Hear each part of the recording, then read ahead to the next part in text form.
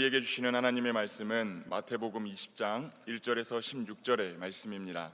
다 함께 일어나셔서 하나님의 말씀을 경청하겠습니다. 천국은 마치 품꾼을 얻어 포도원에 들여보내려고 이른 아침에 나간 집주인과 같으니 그가 하루 한 데나리온씩 품꾼들과 약속하여 포도원에 들여보내고 또 제3시에 나가보니 장터에 놀고 서 있는 사람들이 또 있는지라. 그들에게 이르되 너희도 포도원에 들어가라. 내가 너희에게 상당하게 주리라 하니 그들이 가고 제6시와 제9시에 또 나가 그와 같이 하고 제11시에도 나가보니 서 있는 사람들이 또 있는지라. 이르되 너희는 어찌하여 종일토록 놀고 여기 서 있느냐. 이르되 우리를 품꾼으로 쓰는 이가 없음이니이다. 이르되 너희도 포도원에 들어가라 하니라. 저물매 포도원 주인이 청지기에게 이르되 품꾼들을 불러 나중 온 자로부터 시작하여 먼저 온 자까지 삭슬 주라 하니 제11시에 온 자들이 와서 한 데나리온씩을 받거늘 먼저 온 자들이 와서 더 받을 줄 알았더니 그들도 한 데나리온씩 받은지라. 받은 후 집주인을 원망하여 이르되 나중 온 이 사람들은 1시간밖에 일하지 아니하였거늘 그들을 종일 수고하며 더위를 견딘 우리와 같게 하였나이다. 주인이 그 중에 한 사람에게 대답하여 이르되 친구여, 내가 네게 잘못한 것이 없노라. 네가 나와 한 데나리온의 약속을 하지 아니하였느냐. 네 것이나 가지고 가라. 나중 온 이 사람에게 너와 같이 주는 것이 내 뜻이니라. 내 것을 가지고 내 뜻대로 할 것이 아니냐. 내가 선함으로 내가 악하게 보느냐. 이와 같이 나중된 자로서 먼저 되고 먼저 된 자로서 나중되리라. 이것은 하나님의 말씀입니다. 아멘. 하나님 아버지와 우리 주 예수 그리스도로부터 오는 은혜와 평강이 이 자리와 온라인으로 예배를 드리시는 모든 그리스도의 청년들과 또 오부 예배의 성도들에게 함께하기를 우리 주님의 이름으로 축원합니다. 6월 한 달을 예배로 또 선교 준비로 잘 보내고 드디어 돌아오는 주 수요일부터 충남 부여 지역으로 농선봉을 떠나게 됩니다. 그간 열심히 준비하신 모든 지체들 정말 고생 많으셨고 또 이들을 위해 기도해 주신 모든 분들께도 감사를 드립니다. 우리 공동체를 통해 하나님 아버지의 마음이 그 땅과 교회 가운데 잘 풀어질 수 있도록 기도해 주시고 또 응원해 주시면 감사하겠습니다. 저는 한 달이 조금 넘는 시간 동안 우리 청년들과 함께 선교를 준비하며 그런 생각을 해보게 되었습니다. 우리가 정말 전하고자 하는 하나님은 어떤 분이신가? 그 하나님은 우리를 위해 무엇을 행하신 분이라고 비신자들에게 소개를 해야 될까? 하나님은 우리가 어떤 일을 하길 원하시는가? 우리에게 맡겨진 선교를 할 때 하나님은 우리가 어떤 마음으로 선교하기를 원하시는가? 다양하게 고민을 해보았습니다. 그러다가 오늘 저와 여러분이 익숙히 알고 있는 이 비유의 이야기를 통해 하나님의 마음을 한번 나누어 보면 좋겠다라는 생각이 들었습니다. 바라기는 오늘의 말씀을 통해 하나님 아버지의 마음을 헤아리고 그것을 삶과 선교의 현장에서 풀어내는 저와 여러분이 되기를 소망합니다. 오늘 우리가 읽은 본문은 포도원 품꾼의 비유라고 불리는 이야기입니다. 본문 1절에서 예수님은 이 비유가 천국, 즉 하나님 나라에 관한 것임을 명시하시며 이 비유를 들려주십니다. 한 주인이 장터에 나가 포도원에 고용할 품꾼들을 부릅니다. 당시 유대인들에게 있어서 해가 뜨는 시간, 즉 하루의 시작은 오전 6시였습니다. 이 주인은 오전 6시에 나가서 처음으로 일꾼들을 부릅니다. 그 다음에 오전 9시, 정오, 오후 3시, 심지어 일할 시간이 1시간밖에 남지 않은 오후 5시까지 나가서 품꾼들을 불러옵니다. 이후 일과가 끝난 후 제일 나중에 온 사람들부터 품삯을 주었는데 모두가 하루 품삯인 한 데나리온을 똑같이 받게 됩니다. 먼저 온 일꾼들은 불평했고 주인은 받은 품삯이나 가지고 돌아가라 면박을 주며 이 이야기가 끝납니다. 그리고 의미심장한 메시지가 이 본문의 마지막에 기록되어 있는데 먼저 된 자가 나중되고 나중된 자가 먼저 될 것이다 라는 말로 이 이야기가 마무리됩니다. 예수님의 이 비유를 좀 곰곰이 생각해 보면 이해하기 어려운 부분들이 많이 있습니다. 실제로 기독교 역사에서 이 본문은 정말로 다양한 해석을 낳았던 본문입니다. 저도 설교를 준비하면서 그런 생각이 좀 들었습니다. 본문 1절에서 이 하나님 나라, 천국에 대해서 말을 하고 있는데 왜 그 천국은 한 명의 주인과 같다라고 이야기하는가? 한 나라는 장소나 혹은 공간에 관련된 개념인데 이것이 한 명의 인물과 비교될 수 있는 개념인가? 본문 8절을 보면 이 포도원을 관리하는 청지기, 이 종의 역할을 하는 사람이 따로 있었는데 왜 이 주인은 자기가 직접 장터에 나가서 이 품꾼들을 불러오는가? 왜 이 주인은 제일 마지막에 온 품꾼부터 삭슬 주어가지고 먼저 온 품꾼들로 하여금 불만과 원망을 자초하는가? 그래서 이 질문들을 해결하기 위해 오늘 본문을 둘러싸고 있는 전후 본문의 맥락을 좀 한번 살펴보았습니다. 그리고 그 말씀을 통해 나름의 답을 좀 얻었는데 저는 오늘 말씀을 통해 여러분과 크게 두 가지를 나누어 보려고 합니다. 첫 번째, 하나님의 나라는 어떤 나라이며 그 나라의 주인이신 주님은 어떤 분이시고 우리에게 무엇을 원하시는 분인지 나누어 보도록 하겠습니다. 두 번째는 그 나라에 부름받은 이들이 어떤 마음과 자세로 살아야 되는지에 대해서 한번 나누어 보려고 합니다. 이 두 가지를 염두에 두시고 설교를 들어주시면 감사하겠습니다. 오늘 본문 바로 직전에 나오는 마태복음 16장, 19장, 16절에서 30절 말씀을 한번 살펴보려고 하는데 성경을 가지고 계신 분들 또 이제 핸드폰으로 온라인으로 성경을 한번 보시면서 이 이야기를 먼저 한번 이해하고 넘어가도록 하겠습니다. 재물이 많은 한 청년이 예수님을 찾아와서 대화를 거는 장면이 나옵니다. 다 함께 마태복음 19장 16절의 말씀을 한번 읽어보도록 하겠습니다. 어떤 사람이 주께 와서 이르되 선생님이여 내가 무슨 선한 일을 하여야 영생을 얻으리이까? 한 재물이 많은 청년이 와서 예수님에게 질문합니다. 내가 무슨 일을 해야 영생을 얻을 수 있습니까? 이와 병행하는 이야기는 마가복음 10장 또 누가복음 18장에도 나와 있는데 여기 등장하는 이 인물에 대한 정보를 종합해서 보면 이 질문을 하고 있는 사람은 부자였고 또 관리였고 청년이었습니다. 많이 부럽죠? 네, 이 엄친아의 질문에 대해서 예수님이 대답하십니다. 마태복음 19장 17절에서 19절 말씀을 한번 읽어보도록 하겠습니다.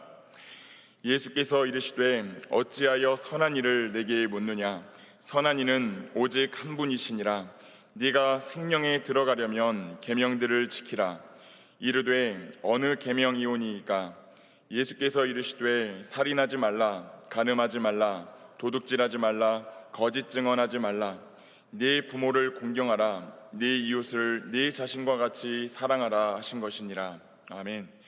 예수님은 과거 모세가 이스라엘에게 주었던 그 10계명의 일부 계명, 그리고 특별히 네 이웃을 네 자신과 같이 사랑하라 말씀하신 레위기 19장 18절의 말씀을 인용하셔서 하나님의 말씀을 지키라라고 말씀하십니다.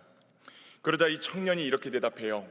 이 모든 것을 제가 이미 지켰습니다. 그런데 아직도 무엇인가가 부족하다라는 말씀입니까? 그러자 예수님은 굉장히 도발적인 과제를 하나 내주십니다. 내가 온전하고 싶다면 너에게 있는 재물을 팔아 가난한 사람들에게 나누어 주고 그리고 나서 나를 따르라 라고 말씀하십니다. 이에 부자였고 관리였고 청년이었던 이 사람이 어떻게 반응했을까요? 마태복음 19장 21절 한번 함께 읽어보도록 하겠습니다. 그 청년이 재물이 많음으로 이 말씀을 듣고 근심하며 가니라. 예수님은 부자 청년에게 소유를 팔아 가난한 이들을 돌아보라고 말씀하십니다.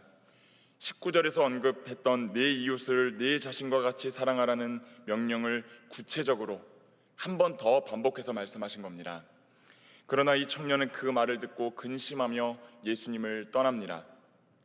과거 유대인들은 하나님께서 올바르고 의롭게 사는 자들에게 부요함을 주신다고 생각했습니다. 이 물질적인 부를 주신다고 생각을 했습니다. 그러니 그는 단순히 지금 돈이 아까워서만 예수님을 떠난 것이 아닙니다. 그 청년에게 있어 자신이 누리고 있는 부유함이라고 하는 건 자신이 하나님 앞에서 의인이라는 사실을 증명해주는 증표와도 같은 것이었습니다. 그러나 그는 하나님으로부터 받은 복이라 여겨진 그 부유함을 포기하지 못하고 참 영생과 축복을 주시는 예수님을 떠나고 맙니다. 주님께 받은 축복이 영생을 가로막고 있는 아이러니한 상황입니다. 그 청년의 뒷모습을 보시며 예수님은 제자들에게 이렇게 말씀하십니다. 낙타가 바늘귀로 들어가는 것이 부자가 하나님 나라에 들어가는 것보다 더 쉽다. 이 말을 들은 제자들이 너무나 놀라 예수님에게 이렇게 묻습니다. 그렇다면 누가 구원을 받을 수 있습니까? 그러자 예수님은 사람은 그 구원을 만들어낼 수 없지만 하나님은 가능하시다라고 대답하십니다. 이 말씀을 가만히 듣고 있던 베드로가 예수님에게 질문합니다. 마태복음 19장 27절의 말씀을 다 함께 읽어보도록 하겠습니다. 이에 베드로가 대답하여 이르되 보소서, 우리가 모든 것을 버리고 주를 따랐사온데 그런즉 우리가 무엇을 얻으리이까? 베드로가 질문합니다. 우리는 모든 것을 버리고 주님을 따랐지 않습니까? 우리가 얻을 것은 무엇입니까? 이에 읽지 않았지만 28절과 29절 말씀을 보면 예수님은 권세와 영생을 얻을 것이다 라고 말씀하십니다. 그러나 그 이야기의 끝 역시 이런 메시지로 끝납니다. 마태복음 19장 30절 말씀 한번 읽도록 하겠습니다. 그러나 먼저 된 자로서 나중되고 나중된 자로서 먼저 될 자가 많으니라. 아멘. 예수님은 하나님의 선택을 받은 선민이라 여겼던 유대인, 그 중에서도 하나님의 복을 받은 사람이라 여겼던 부자, 관리, 청년이 떠나가는 모습, 그리고 모든 것을 버리고 주를 따랐다고 자부하는 베드로와 제자들의 모습을 보여주십니다. 그 후 먼저 된 자가 나중되고 나중된 자가 먼저 될 것이다 라는 말씀으로 그 이야기를 끝맺으십니다. 여기서 우리가 주목해 볼 것은 위에 등장하는 청년과 베드로 모두 무엇을 얻는다, 무엇을 얻을까라는 생각에 매몰되어 있다라는 사실입니다. 청년은 영생을 얻으려고 했습니다.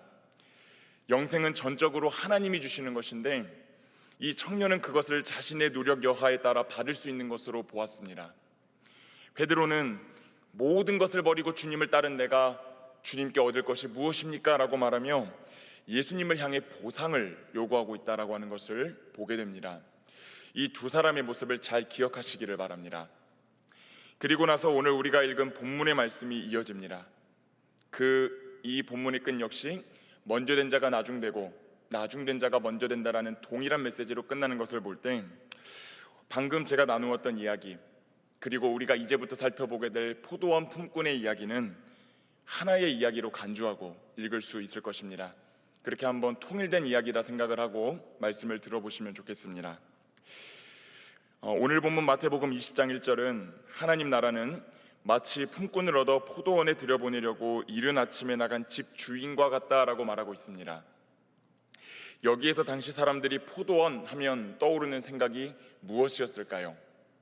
구약 성경에서 포도나 포도주 혹은 포도원, 이런 포도와 관련된 것들은 보통 하나님이 넘치게 부어주신 축복을 상징할 때 이 포도라는 이미지가 많이 쓰였습니다.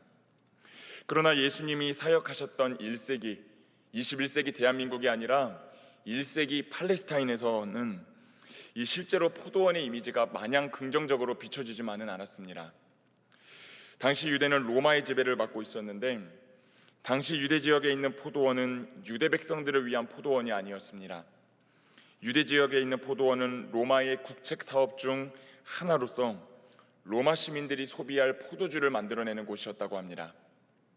그래서 당시 포도원의 주인들은 보통 로마가 제시하는 질서에 순종하고 머리를 조아리는 사람들에게 돌아갔습니다. 그들은 동료 유대인 품꾼들을 포도원에 들여보내고 일을 시키지만 정당한 보수를 주지 않기도 했고 오히려 그 노동력을 착취하기도 했습니다.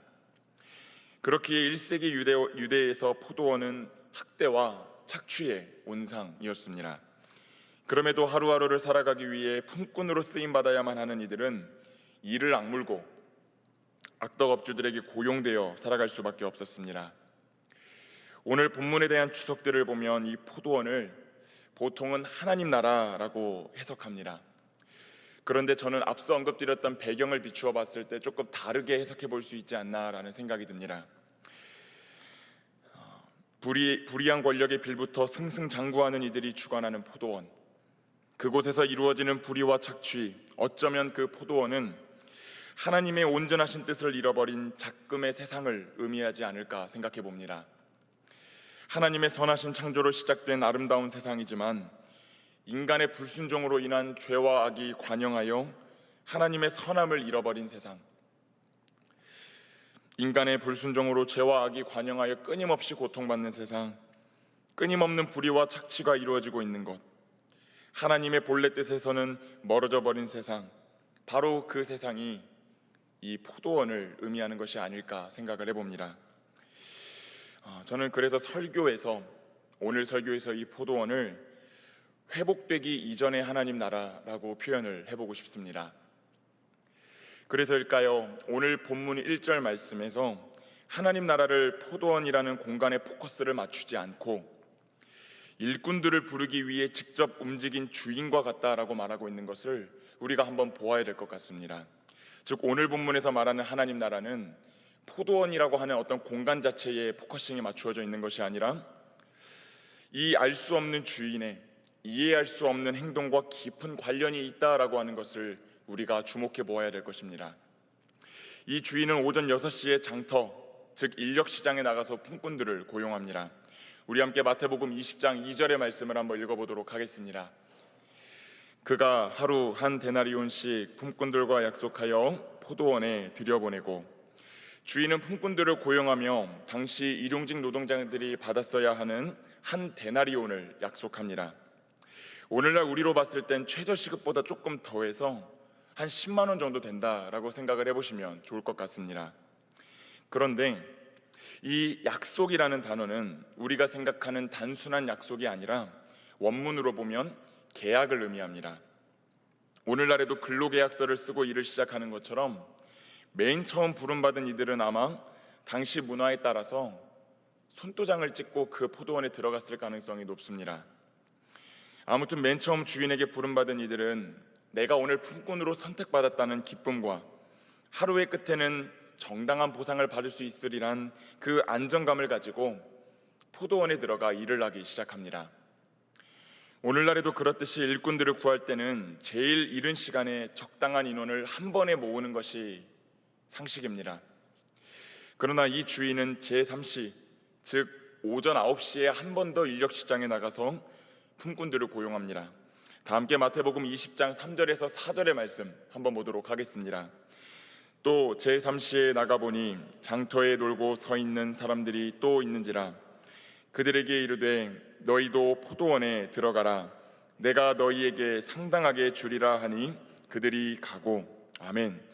주인은 오전 9시까지 누구에게도 품꾼으로 부름받지 못한 이들을 불러서 자신의 포도원으로 들여보냅니다. 한 가지 다른 점은요, 처음 불렀을 때는 어떻게 약속을 했습니까? 계약을 했습니다. 그런데 오전 9시에 사람들에게는 일한 후 받게 될 삭세에 대해서 구두로만 약속을 합니다. 이때 상당하게 주겠다라는 말에서 이 상당하게라는 말이 헬라어로 디카이오스라는 말인데 정당하게 주겠다라는 뜻입니다. 정당하게. 일한 만큼은 섭섭하지 않게 챙겨주겠다라는 뜻입니다. 이후 주인은 제6시인 정오, 제9시인 오후 3시에 2번 더 나가서 그때까지도 쓰임받지 못한 품꾼들을 불러다가 구두로 삭슬 약속하고 포도원으로 들여보냅니다. 시간은 흘러 어느덧 제11시, 즉 오후 5시가 되었습니다.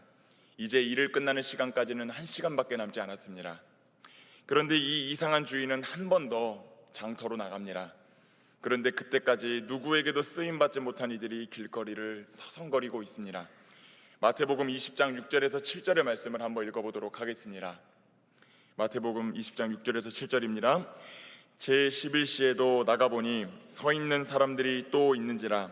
이르되 너희는 어찌하여 종일토록 놀고 여기 서 있느냐. 이르되 우리를 품꾼으로 쓰는 이가 없음이니이다. 이르되 너희도 포도원에 들어가라 하니라. 아멘. 여러분, 이 오후 5시까지 쓰임받지 못한 사람들은 왜 쓰임받지 못했을까요? 아마 작은 일 하나 맡기기에도 부담스러울 정도로 형편없는 모습을 하고 있던 사람들이 아닐까라는 생각을 해봅니다. 포도원 주인들 입장에서 볼 때 자신의 포도원으로 데려가봤자 아무 일도 하지 못할 것처럼 비실해 보이는 이들, 어디에도 쓸모없어서 데려가는 게 더 일일 것 같은 초라한 몰골을 하고 있는 사람들이 아마도 오후 5시의 사람들이었을 거다라는 것입니다. 왜 이곳에서 서성거리는지를 묻는 주인에게 이 5시의 사람들이 대답합니다.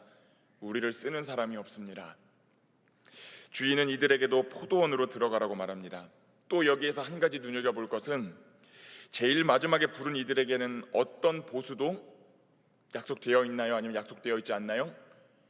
약속되어 있지 않다라는 것입니다. 그저 너희도 포도원에 들어가라 라고만 말합니다. 아마 이들은 일할 수 있는 시간이 1시간밖에 남지 않았지만 열심히 최선을 다해 일한다면 이 주인이 입에 풀칠이라도 할 수 있는 적은 돈이라도 쥐어주지 않을까라는 신락 같은 희망을 품고 그 포도원에 들어가서 최선을 다해 일했을 것 같습니다. 이제 하루 일과가 끝났습니다. 포도원 주인이 청지기를 불러서 임금을 주는데 엉뚱한 지시를 합니다. 나중 온 자들로부터 시작하여 먼저 온 자까지 삭슬 주어라. 그래서 오후 5시에 사람들이 먼저 삭슬을 받게 됩니다. 그런데 얼마를 받았습니까? 한 데나리온을 받았습니다. 그 광경을 포도원에 먼저 온 사람들이 지켜보면서 생각합니다. 우리는 저 사람들보다는 더 많이 받겠구나.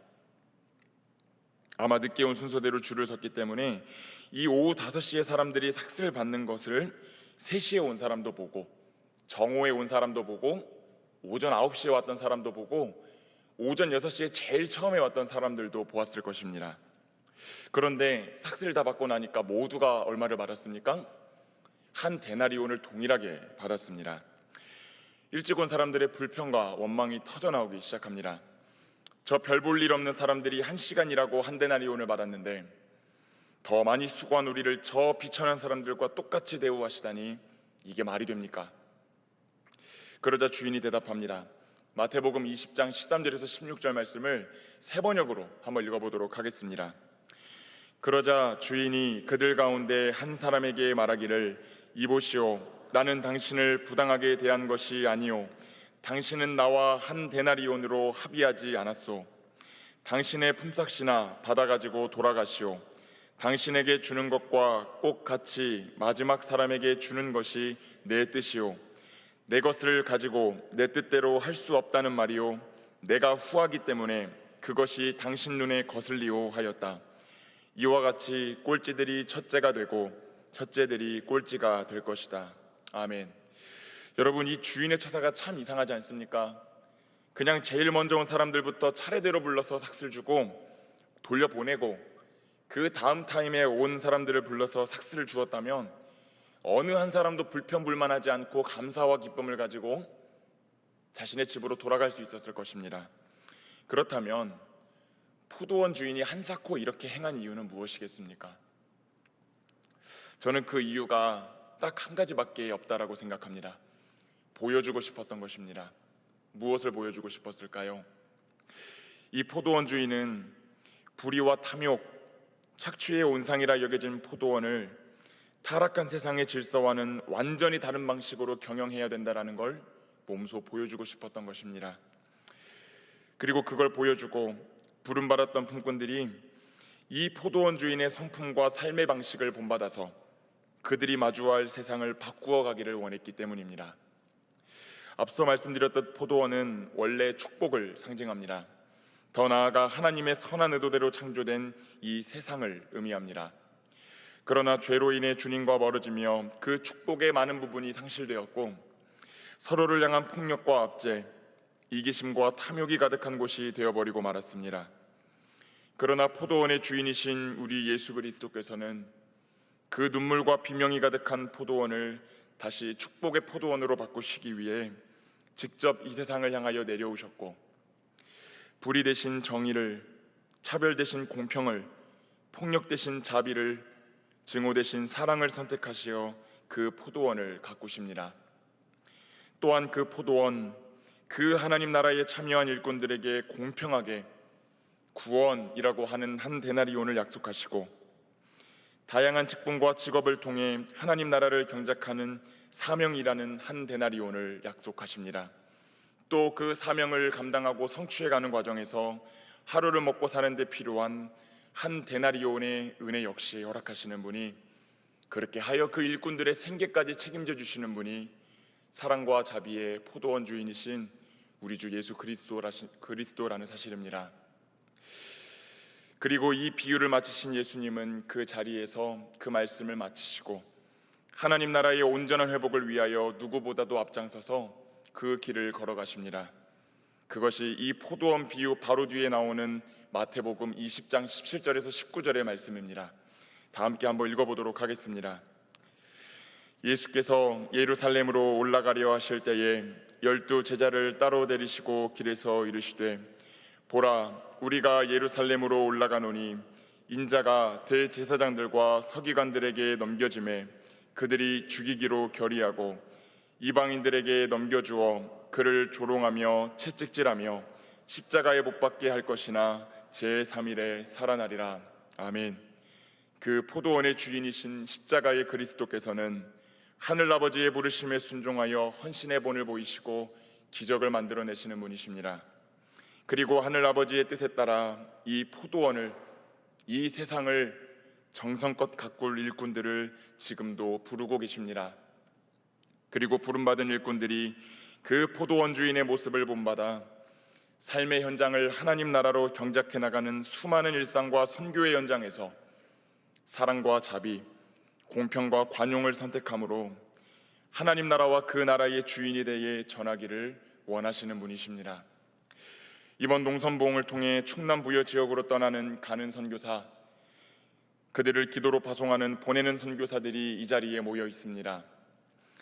사랑하는 여러분, 저와 여러분은 참으로 부족하지만 그럼에도 불구하고 저와 여러분이 눈물과 비명이 가득한 포도원과도 같은 이 세상과 그 충남 부여 땅에 사랑과 자비로 통치하시고 구원을 베푸시는 그 하나님을 전하는 포도원의 품꾼으로 부름받았다라는 사실을 기억하실 수 있기를 축복합니다. 이 세상을, 또 우리가 가게 될 부여 땅을 하나님 나라로 경작하기 위해 부름받은 품꾼인 저와 여러분은 이제 어떤 마음과 자세로 선교의 현장과 일상의 자리로 향해 나아가야 될까요? 여러분, 운동해 보셨어요? 운동 안 하세요? 여러분, 그러면 유도 해보셨나요? 유도? 네, 안 해보셨대요. 네. 저는 오늘 설교를 준비하면서 예전 대학교를 다닐 때 만났던 한 교수님이 생각이 났습니다.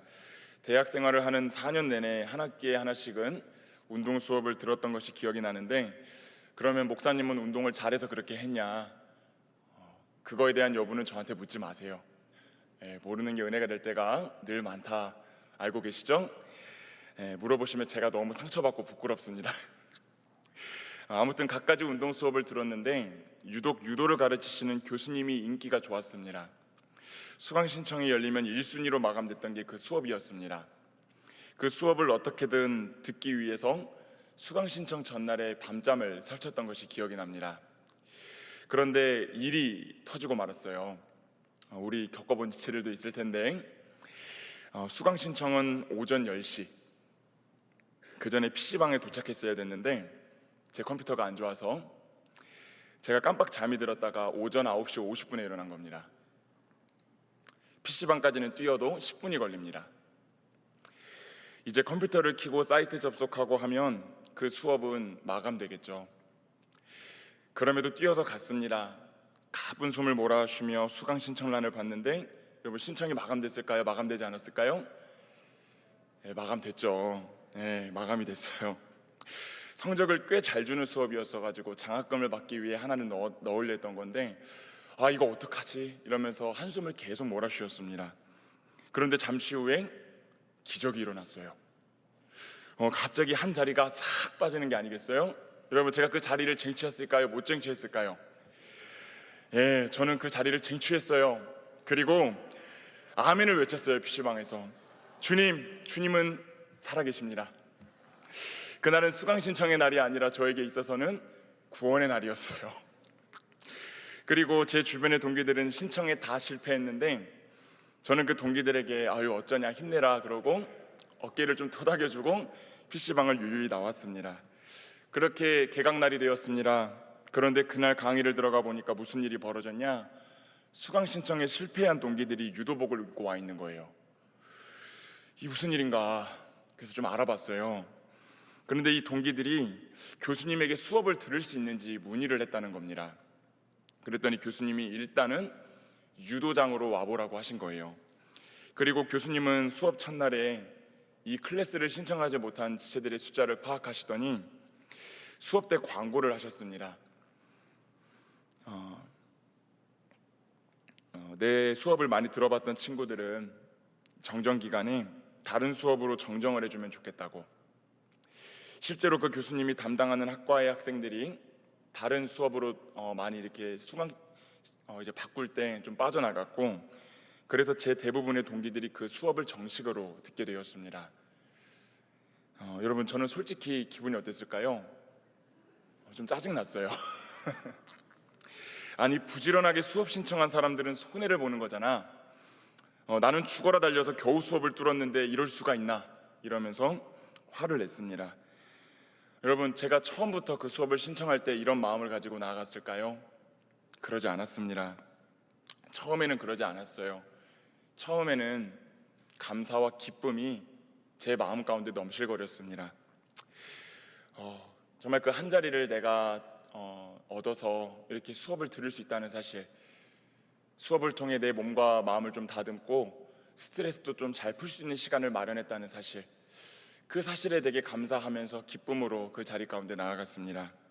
그런데 자격이 없다 생각했던 제 동기들이 한 사람 한 사람 그 자리에 와가지고 수업을 듣는 것을 보고 있으니까, 물론 그 마음을 금방 잊어버렸지만 한 달 정도는 조금 짜증이 난 채로 그 유도 수업을 들었던 것 같습니다. 근데 제가 그 다음 학기에 그 교수님 수업을 또 들었어요. 이번엔 그 교수님이 축구를 여셨는데 제가 그 교수님한테 찾아가가지고 한번 물었습니다. 교수님, 왜 그렇게 하셨냐고, 왜 그렇게 하셨는지 이유가 있으셨냐 그랬는데, 교수님의 대답이 그러셨어요. 모두에게 동등한 기회를 줘보고 싶었다고. 그리고 어떻게 보면은 흥재 학생도 그 혜택을 받았던 사람일지도 모른다라고 의미심장한 말씀을 전하셨어요. 약간 교수님 말씀은 그 한 자리가 괜히 빠진 게 아니다라는 그런 뜻이었던 걸로 들렸습니다.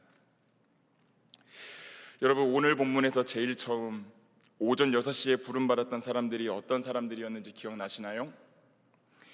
계약서에 사인을 하고 아주 이른 시간에 포도원으로 들어간 사람들입니다. 이들은 누구보다 먼저 하나님의 구원을 경험하고 모세의 율법을 문서로 받고 준수하기로 서약한 유대인들을 의미합니다. 그렇다면 이 주인과 얼굴을 맞대고 구두로 삭슬 약속받은 사람들은 누구를 의미할까요? 바로 예수님의 제자들을 의미합니다. 그럼 마지막으로 누구에게도 쓰임받지 못할 것 같은 그 오후 5시의 사람들은 누구를 의미할까요? 본문은 그렇다고 딱 꼬집어서 이야기하지 않지만 아마 하나님의 구원에서 배제되었다고 여겨진 이방인들을 의미할 것입니다. 유대인, 예수님의 제자들, 즉 그리스도인, 이방인, 이 세 집단 모두 하나님의 부르심을 따라 구원을 약속받고 하나님 나라를 경작하는 사명을 받게 됩니다. 부르심을 받은 시점은 조금씩 다르지만 동일한 은혜를 약속받은 것이지요. 그런데 일찍 부름받았던 일꾼들의 불평이 이어집니다. 하루 종일 당신의 포도원을 위해 수고한 우리를 제일 마지막에 1시간이란 이들과 같게 여겼다고. 저는 이 부분에서 우리가 마태복음 19장에서 살펴보았던 부자 청년과 제자들의 모습이 떠올랐습니다. 하나님의 계명을 다 지켰다고 자부하나 부르심을 끝내 거절하고 주님을 떠났던 부자 청년. 우리는 모든 것을 다 버리고 주님을 따랐는데 우리에게 주어질 보상은 무엇이냐고 따져 물었던 그 제자들의 모습에서 이 일꾼들의 모습이 보였다라는 사실입니다. 이들도 처음 부르심을 받은 순간에는 그렇게 행동하지 않았을 겁니다. 그저 부르심을 받았다는 사실 자체로 기뻐하며 하루를 살 때 필요한 한 데나리온이 주어질 것임에 감사함으로 일했을 것입니다. 그러나 시간이 흐르면서 그들은 무뎌지기 시작합니다. 자격 없어 보이는 이들이 나와 동일한 은혜를 누리는 것을 못마땅하게 여기며 주인을 악한 말로 비방합니다. 마치 이 포도원을 선택한 것이 본인들의 의지였고 내가 무슨 자격이 있어서 포도원에서 일했던 것처럼 행동합니다. 주인은 그 약속을 어긴 일이 없지만 내가 수고했으니 내가 원하는 만큼 내놓으라고 화를 냅니다. 그 일꾼들의 모습을 보면서 선교를 가기 전 우리 공동체가 우리 스스로의 모습을 한번 살펴봐야 할 부분이 있지 않는가 생각해 보게 되었습니다. 여러분, 선교를 감당하다 보면 신청한 기간에서 차이가 나죠. 마음을 낸 것에서 차이가 납니다. 시간을 낸 것에서도 차이가 나고요, 노력을 낸 것에 대해서도 차이가 날 수 있습니다. 그럴 때 더 많이 냈던 사람들이 갖게 되는 심정이 무엇이냐? 내가 더 마음을 냈다, 내가 더 열심히 했다, 이만큼 했으니 이만큼은 주어져야 한다. 그렇지 않은 사람들은 벌을 받아야 된다. 그렇게 함께 하나님 나라를 경작할 품꾼으로 부름받은 지체들을 향하여 너는 이것이 부족하고 저 때 참여 안 했고 부족했고 그렇게 말하며 서로를 향해 원망하고 화를 내고 있지는 않은지, 그것을 우리가 한번 돌아보고 이 선교의 자리로 나가야 될 줄로 믿습니다. 사랑하는 여러분, 그러나 우리 모두는 하나님의 부르심을 받은 사람들이고 전적인 그분의 사랑과 자비에 의해 선택받은 이들이며 내 의의를 자랑할 수 없는 존재들이라는 사실을 꼭 기억하실 수 있기를 바랍니다. 그리고 우리를 그리스도인으로 불러 또 이 기간 동안 우리를 선교사로 불러 한 데나리온을 주시고, 선교사라는 사명에 한 데나리온을 주시고 그 사명을 감당함에 오는 은혜라는 한 데나리온을 주시는 것에 기뻐하며 감사해야 될 줄로 믿습니다. 그때 우리 공동체는 우리 안에서 먼저 작은 하나님 나라를 이룬 채 선교의 현장으로 나아갈 수 있게 될 것입니다. 말씀을 맺겠습니다. 사랑하는 여러분,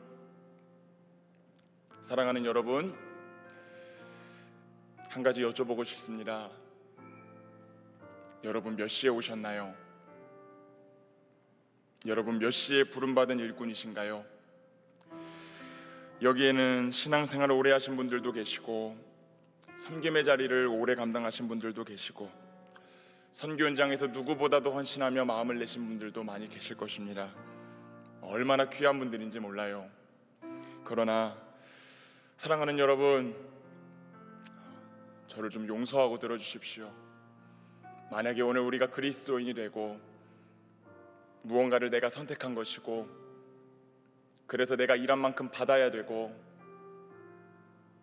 그렇지 않은 사람은 그 보상을 받지 말아야 된다라고 하나님 앞에 감히 주장한다면 용서하고 들으십시오. 그렇게 말하는 누군가의 삶 가운데는 그 은혜라는 단어가 끼어 들어갈 틈이 없을 것입니다. 내가 포도원을 선택했고 내가 했고 내가 원하는 만큼 받아야 된다라고 말하는 그 사람들에게 있어서 어떻게 주님이 우리를 부르셔서 이 자리에 세워주셨고 한 데나리온의 은혜를 주신다라고 고백할 수 있는, 그것이 어떻게 가능하겠습니까?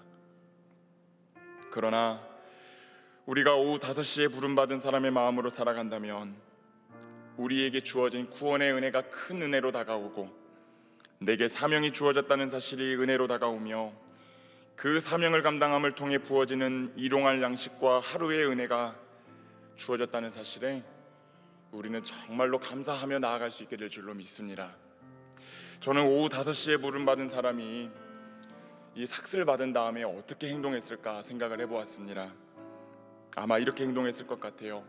장터에 나가서 아마 내가 오늘 만난 그 이상한 주인의 이야기를 전했을 것 같습니다. 내가 오늘 여타 다른 포도원 주인과 다른 좀 이상한 포도원 주인을 만났다고, 1시간밖에 남지 않은 시간에 나를 불러서 일을 시키더니 그 하루를 살아갈 수 있도록 한 데나리온을 주었다고, 내가 그 돈을 가지고 지금 이 고기와 양식을 사서 내 가족에게 돌아간다고, 내가 만났던 참 이상하지만 좋은 그 포도원 주인 당신도 한번 만나보라고. 이렇듯 오후 5시의 사람들은 짧은 시간이지만 부르심 자체에 감격하고 나에게 주신 한 데나리온의 은혜에 감사하며 그 은혜와 감격을 널리 전하는 사람입니다. 오늘 이 말씀을 기억하시고 그 은혜를 간직한 채 기쁨과 감사로 선교의 현장으로 나아가시는 모든 오후 5시의 청년들과 또 모든 오부 예배의 성도님들이 되시기를 우리 주님의 이름으로 축원합니다. 기도하겠습니다.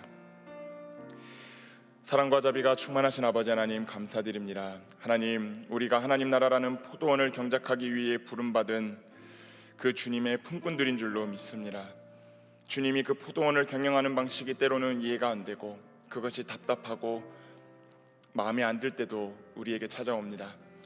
그러나 사랑과 관용과 자비를 선택하셔서 그 포도원을 가꾸시는 포도원의 주인이 우리 주 예수 그리스도이심을 기억하고 우리도 일상과 선교의 현장에서 사랑과 자비를 선택하여 삶의 현장과 선교의 현장을 감당할 수 있도록 인도하여 주시옵소서. 부름받은 사실에 기뻐하고 감사하며 선교의 자리로 나아가는 오후 5시의 사람들로 살아갈 수 있도록 하나님 함께하여 주시옵소서. 감사를 드리며 사랑이 많으신 예수 그리스도의 이름으로 기도합니다. 아멘.